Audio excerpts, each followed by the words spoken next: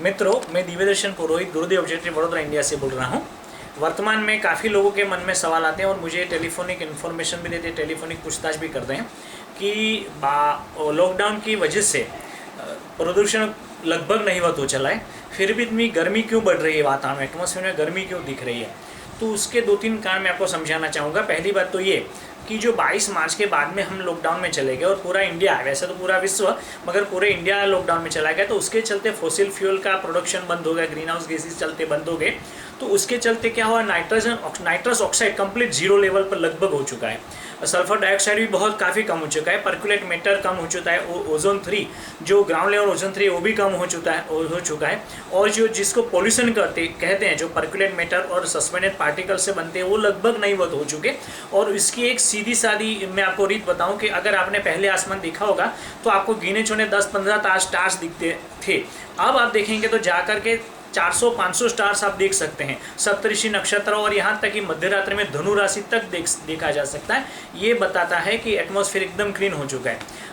इतना होने के बावजूद, ग्रीन हाउस गैस होने कम हो गए, उसके बावजूद भी इतनी गर्मी क्यों बढ़ रही है, ऐसा लोगों का मन में सवाल आ रहा है। तो मैं आपको बताना चाहूँगा कि गर्मी बढ़ नहीं रही, गर्मी तो उतनी ही है।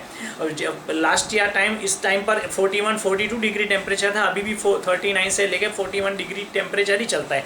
हो सकता है शायद 1 डिग्री कम भी हो, मगर हमको लगती है वो गर्मी क्यों लगती है, क्योंकि एटमॉस्फेयर एकदम क्लीन हो चुका है। तो सूर्य के जो रेज है वो सीधे पेनिट्रेट हो रहे हैं। और अभी तो बड़ौदा की बात करें तो 3 जून को तो हम सबकी परछाइयाँ भी गायब हो जाएगी। 3 जून को नून को दोपहर 12:35 को, मतलब सूर्य हमारी सीधे सर पर चल रहा है, तो उसकी सीधी रेज आ रही है। और ग्रीन हाउस गैस की वजह से क्या होता था, वो कम होती थी, पेनिट्रेट कम हो पाती थी, और होती थी वो वापस नहीं जाती थी। मगर अभी सीधी पेनिट्रेट हो जाती है, फिर वापस भी चली जाती है। मगर दोपहर में जो पेनिट्रेट होती है वो एकदम गर्मी लगती है हमको।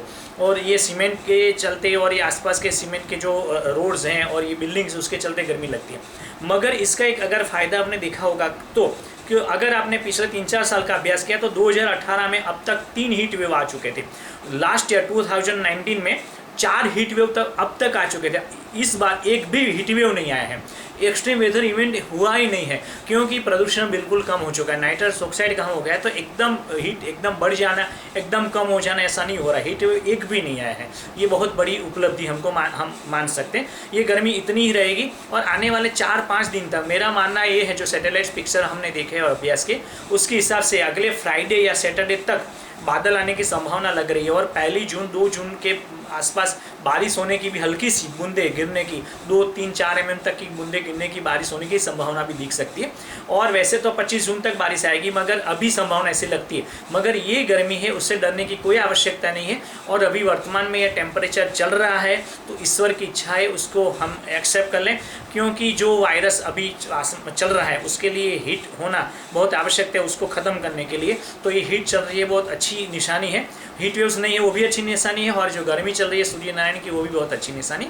हम सब प्रार्थना करें, सर्वे भवन्तु सुखिनः, सर्वे सन्तु निरामया, everyone be healthy and everyone be happy. मैं दिव्यदर्शन पुरोहित गुरुदेव ऑब्जर्वेटरी वडोदरा इंडिया से।